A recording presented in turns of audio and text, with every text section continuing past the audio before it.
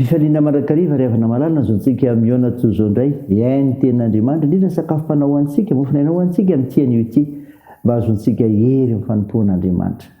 Ao anareo izay voantso an'i Jesosy Kristy maran'Andriamanitra sady voantso ny masina. Ho aminareo ny fahasoavana sy ny fiadanana avy n'Andriamanitra raintsika sy Jesosy Kristy Tompo. Amen. Talata 20 Oktobra 2022 ivanjenantsika amin'ny hevitra manao hoe mamoria vokatra ho an'ny Tompo. Andeha riavana hidera sy ankalazan'Andriamanitra isika. Halleloia! Mirafy rambavao an'i Jehova, ny fiderana azy eo amin'ny fiangonan'ny olona masina. Aoka ny Israely hifaly amin'ny mpanao azy, aoka ho finaritra amin'ny mpanjaka ny zanak'i Siona, aoka hidera ny anarany amin'ny izy sy ankalaza azy amin'ny amponga tapaka sy ny lokanga. Fa sitraky Jehova ny olony ravahany famonjena ny mpandefitra. Amen.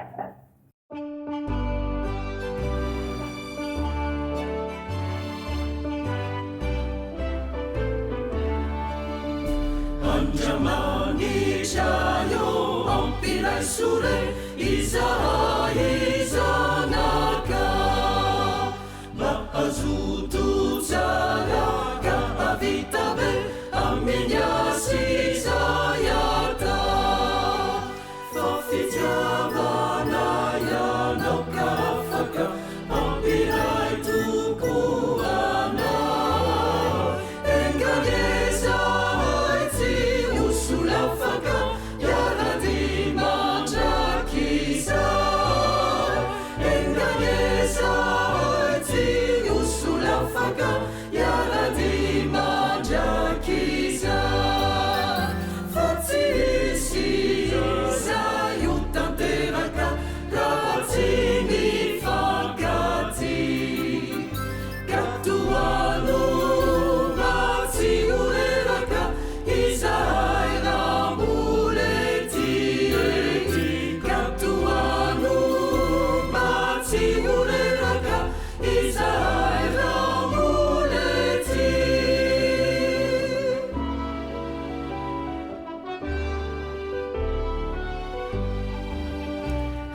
Gesù Cristi pamunzi ramani luani fiangonana ampiana ruisa ai fankati aminya siumunana mawirai ani inziresha unitunu bavaka arizani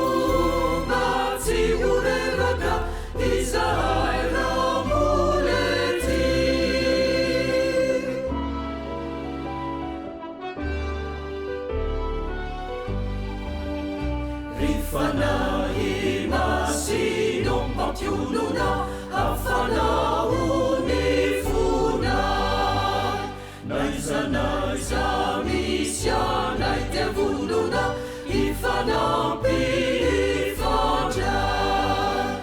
enane usana si uvavira mentinani vavaka amandrusuni sifana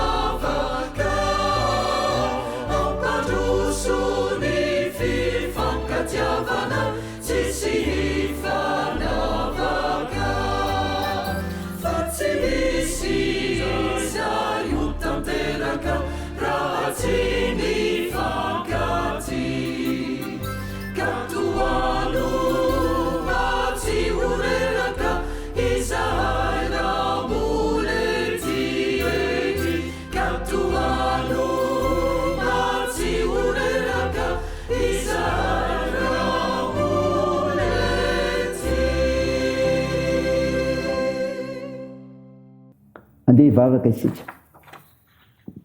R'Andriamanitra tomponay io, Andriamanitra velona sy miasa ianao, koa mendrika ody araina, ankalazaina, homemboninahitra marak'izay. Ary tsy misy manakana anao an'io zany no ny serinao sy ny asanao. Misaotra anao izay no ny finoana ka hijoroanay sy hivelomanay. Tompo, mahatsiaro fahatsoanay izay, ko mifona aminao, finoany fahatsoanay.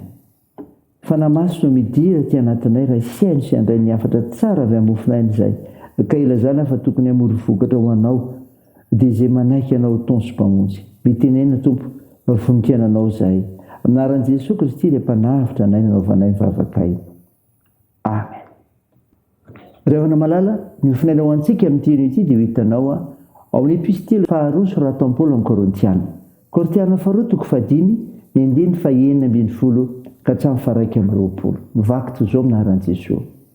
Koa dia tsy malala olona intsony araka nofo isika, enina dia mahafantatra ny Kristy araka nofo azy isika.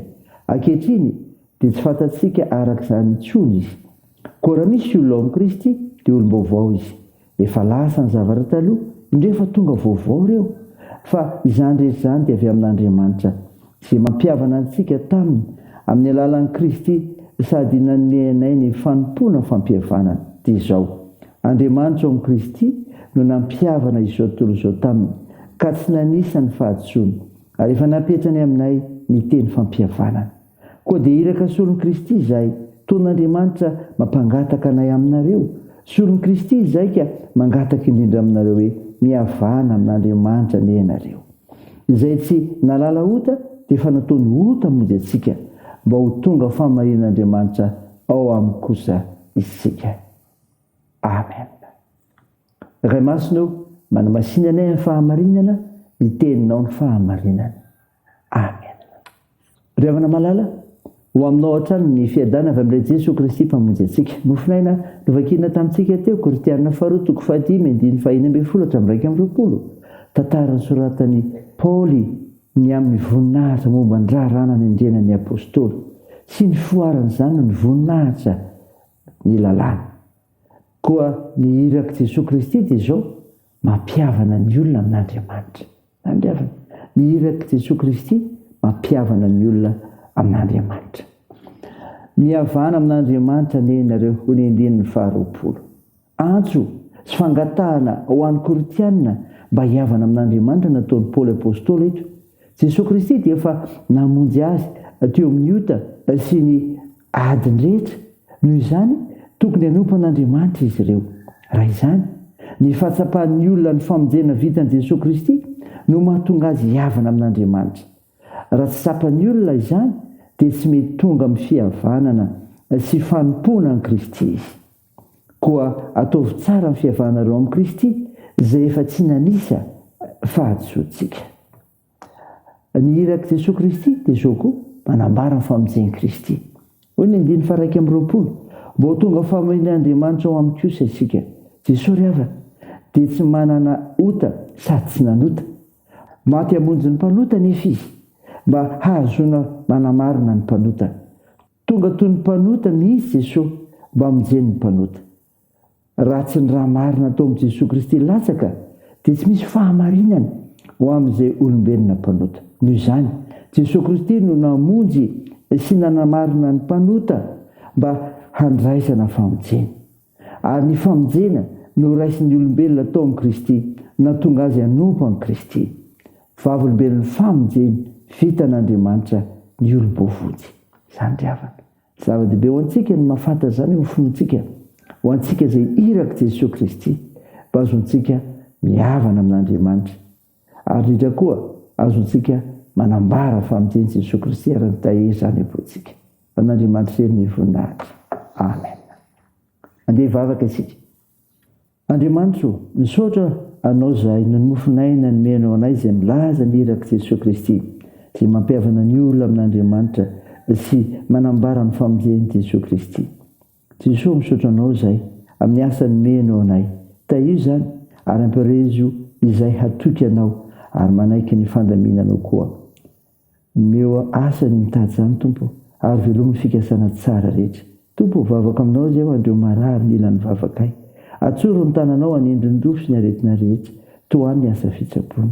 Tompo, atao amin'izao reo azo mantso, toandro mariosikolona sahinana, tsonjovy reny am-pikatrany, mitaheny amin'ny azakazaka ataonay ka ampaherezanao anay amin'izay ataonay, sy ny fikasana tsara rehetra, tao io ny fianarana, ny fitezana ataonay. Vavaka aminao izay tompo mamonjy ny firenenay. Tompo, hitanao ny faneho-kevitra samihafa miseho, mifaindrena ny malagasy aizana manarina marina ny firenenay no ny asa mifananao masina. Dia aminaran'i Jesosy Kristy mpamonjy anay no angatahana izany, miaraka amin'ilay vavaka nampianarina anay manao hoe: raha nay eo izay ny an-danitra, ao masinina anie ny anaranao, ho tonga anie ny fanjakanao, atao any ny sitraponao ety an-tany ho tahaka ny an-danitra. Meo ny anio izay anona sahaza ao anay, ary mamela ny elikay tahaka ny namelanay izay miloka taminay, ary aza mitondra anay amin'ny fakam-panahy, fa manafany amin'ny ratsy, fanao ny fanjakana sy ny hery, ary ny voninahitra mandrakizay. Amen. Raha isa finoana revina nitsodrana todranao aminaran'i Jesosy Kristy. Ilay Andriamanitra loran'ny fanantenanany, hameny fifaliana sy fiadana tanteraka nareo no ny finoanareo, mba ampitomboana be dehibe ao aminareo ny fanantenana ny hery ny fanahy masina. Amen.